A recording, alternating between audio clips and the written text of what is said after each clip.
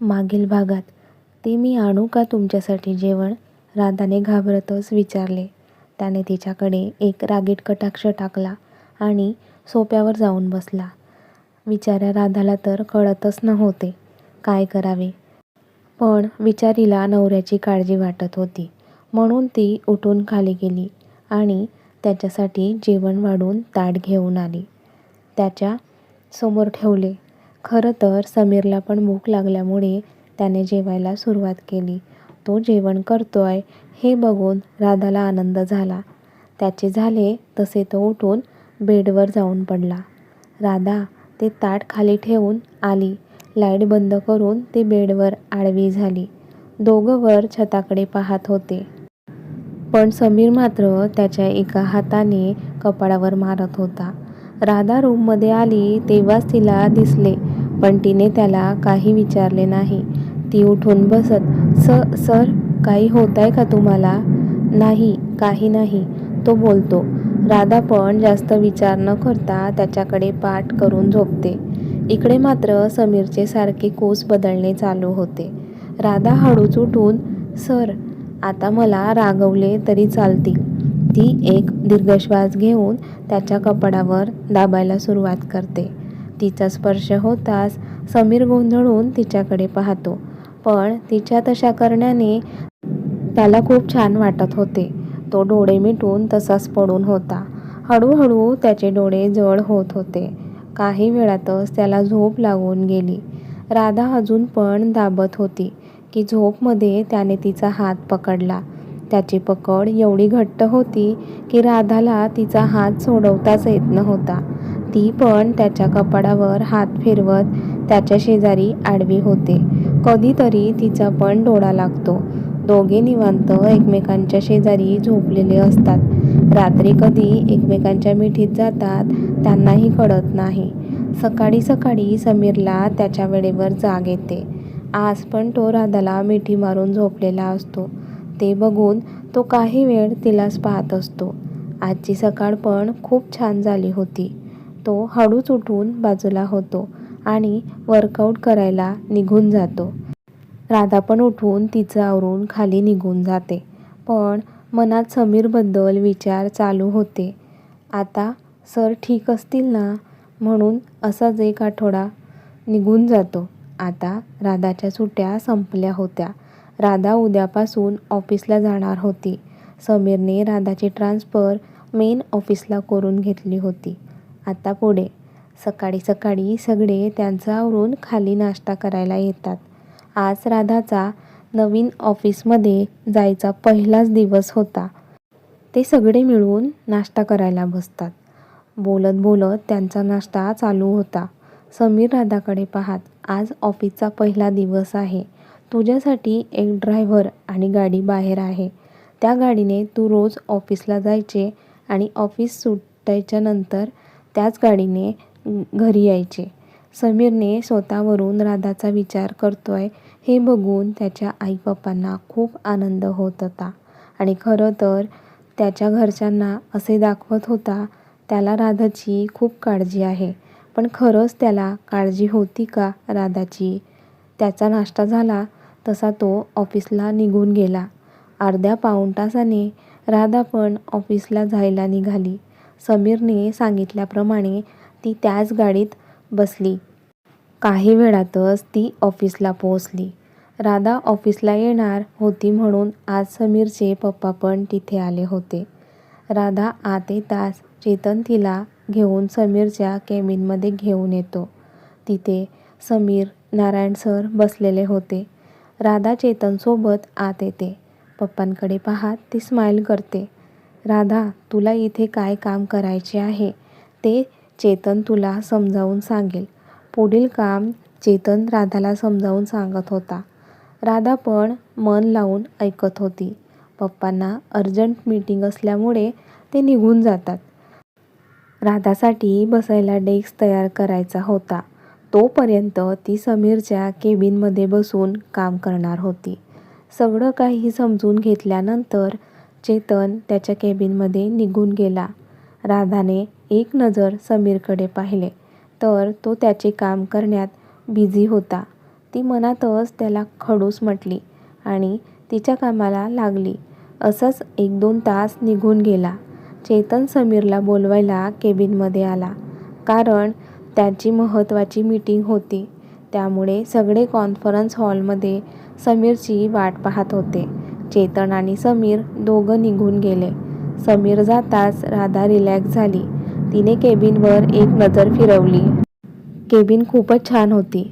चला Radha madam, cabin पाहून झाली असेल तर काम करा. आणि ती पुन्हा तिच्या कामात बिझी झाली. इकडे मेघा मागच्या वेळेला डायरेक्ट केबिनमध्ये आली होती तेव्हा समीर तिला खूप काही ओरडला होता. म्हणून ती आता समीरला भेटण्यासाठी आधी अपॉइंटमेंट घेते. त्याची नोटिफिकेशन चेतनला जाते. चेतन ते मुद्दाम ॲक्सेप्ट करतो. कारण समीर मीटिंगमध्ये होता तर मेघा त्याच्या केबिनमध्ये जाईल आणि समोर राधाला बघून नक्कीच तिला काहीतरी बोलेल आणि तेव्हा समीरची एंट्री होईल असा प्लॅन चेतनच्या डोक्यात चालू होता. आणि तो प्लॅन लवकरच वर्क करणार होता हे चेतनला माहिती होते. इकडे मेघा खूपच आनंदाने केबिनजवळ येते. आत जायच्या आधी नॉक करते. पण आतून काही रिस्पॉन्स तिला मिळत नाही. आतमध्ये राधा मात्र गोंधळते. आता कोण आले असेल म्हणून ती पुन्हा नॉक करते. पण काही रिस्पॉन्स मिळत नाही. राधा तिची लॅपटॉप बाजूला ठेवते. मी बघू का कोण आले? ती उठून दरवाजाजवळ येते. तोच पुन्हा नॉक होते. तशी राधा दरवाजा ओपन करते.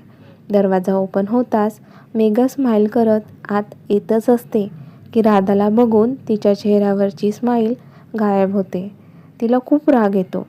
राधा समीरच्या केबिनमध्ये काय करते आहे हा विचार मेघाच्या मनात चालू असतो. तसे राधाला ऑफिसमध्ये बघून मेघाला खूप राग येतो. ती कंट्रोल करायचा प्रयत्न करते. पण शेवटी तिचा राग बाहेर पडतोच. राधा मात्र गोंधळून मेघाकडे पाहत असते. कारण त्या दोघांची भेट पहिल्यांदा झाली होती. राधा तिला खालून वर पाहते. तोडके मोडके कपडे मेघाने घातलेले होते. राधा न घाबरता तिला विचारते, तुम्ही कोण आहात आणि काय काम आहे? मेघा तिला प्रतिप्रश्न करते, तू कोण आहेस आणि इथे काय करते? राधा पण हाताची घडी घालून मेघाच्या डोळ्यात पाहत, मी राधा समीर देशमुख आहे आणि मी माझ्या नवऱ्याच्या केबिनमध्ये आहे. राधाचे बोलणे ऐकून मेघा जोरजोरात हसायला लागते. म्हणे, मी राधा समीर देशमुख आहे.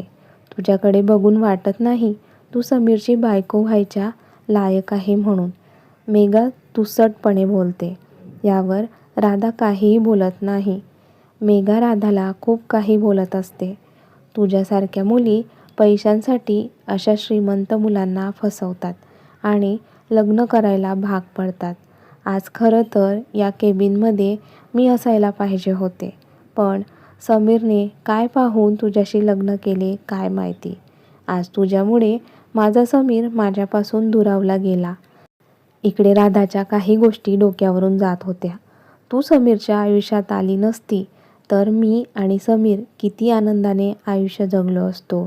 फक्त तुझ्यामुळे आज समीर माझा न होता तुझा झाला आणि तुझी तर त्याची बायको व्हायची पण लायकी नव्हती. तरी तू आज त्याची बायको आहेस. नेमके हेच वाक्य दरवाजातून येणारा समीर आणि चेतन ऐकतो. चेतन तर मनातच थँक्यू देवा, अगदी वेळेवर आलो आम्ही. आता मेघाचे काही खरे नाही. तो मनातच हसत असतो. स्टॉप दिस नॉनसेन्स, समीरचा कडक आवाज आला.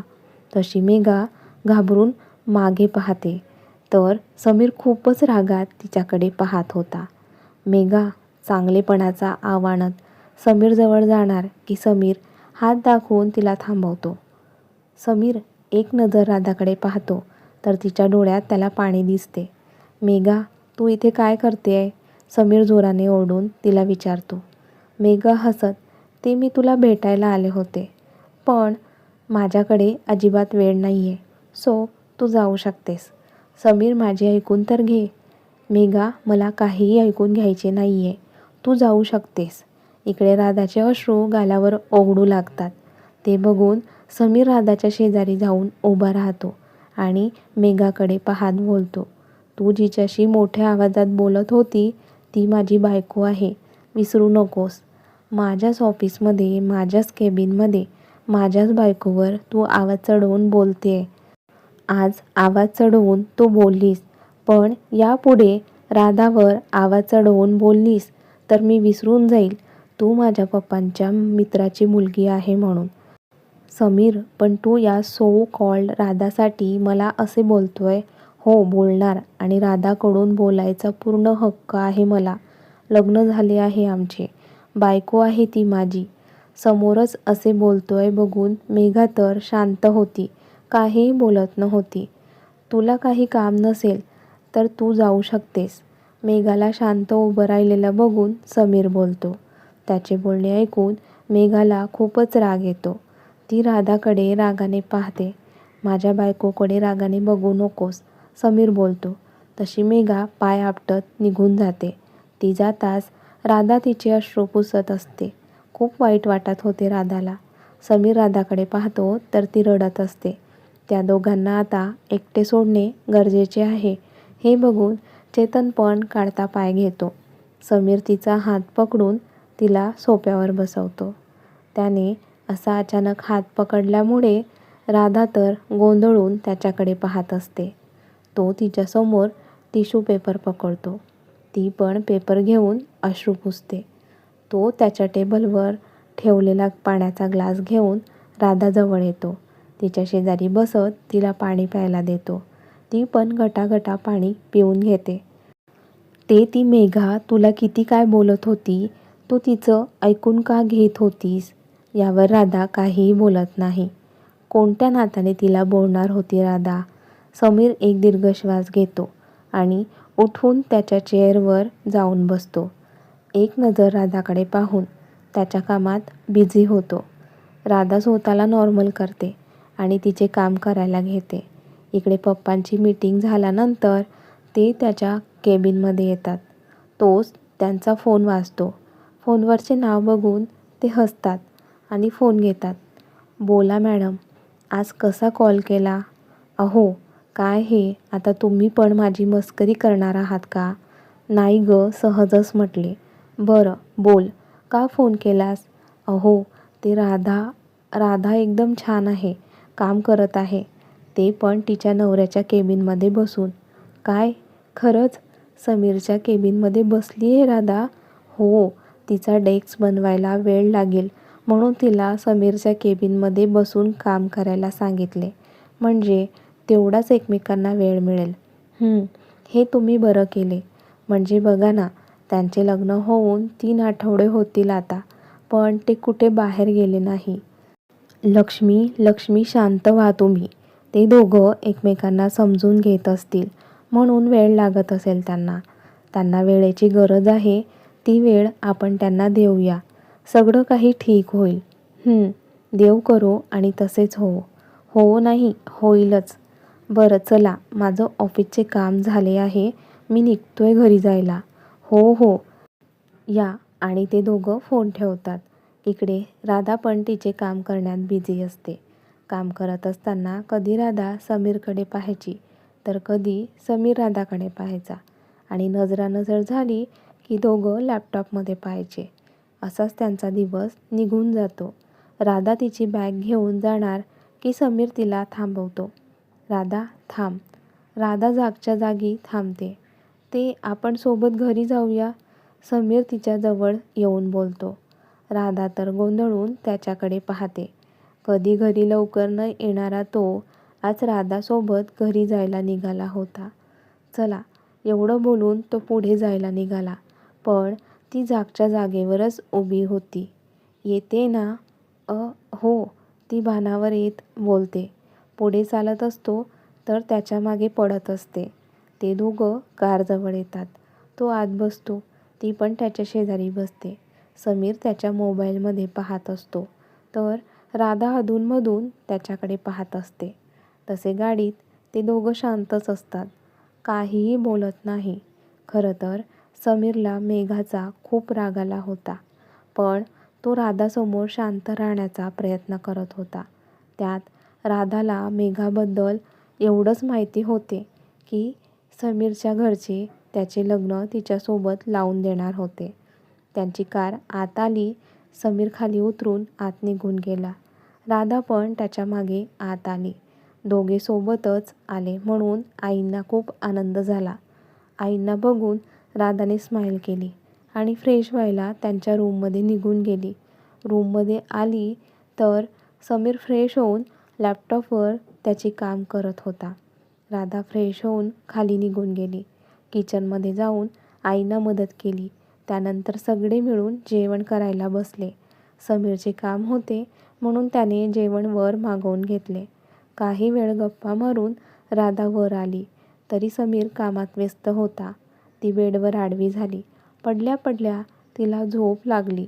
झोपमध्ये तिने कूस बदलली तसा तिचा चेहरा त्याच्या अगदी समोर आला. काम करत असताना त्याचे लक्ष तिच्याकडे गेले. झोपमध्ये ती खूपच निरागस आणि क्यूट दिसत होती. तिच्या चेहऱ्यावर काही बटा पण आल्या होत्या. त्याने लॅपटॉप बंद केले आणि तिच्या शेजारी आडवा झाला. तिच्या चेहऱ्यावरच्या बटा त्याने हळूच बाजूला केल्या. त्याच्या बोटांचा स्पर्श होताच राधा झोपमध्ये हलली. तसं समीरने त्याचा हात मागे घेतला. राधा झोपमध्ये असल्यामुळे ती पुन्हा शांत झोपली. समीर तिच्याकडे पाहत मनात बोलतो, बायको, तू आज मेघाची ऐकून घ्यायला नको होते. तेव्हाच त्याच्या लक्षात येते, मी आज राधाला किती वेळा बायको म्हटले, पण त्याचा त्याला राग येत नव्हता. तिला पाहत त्याचा कधी डोळा लागतो त्याचे त्याला कळले नाही. समीर हळूहळू राधाला समजून घेईल का? तिला असे समजून घेताना तिच्या प्रेमात तो पडेल का? त्यासाठी पाहत राहा कथेचे पुढील भाग. आणि कथेचा हा भाग कसा वाटला कमेंट्स करून नक्की कळवा. व्हिडिओला लाईक करा, जास्तीत जास्त शेअर करा. त्याचबरोबर @मनगाथा11 या चॅनलला पण आठवणीने सबस्क्राईब करा. धन्यवाद.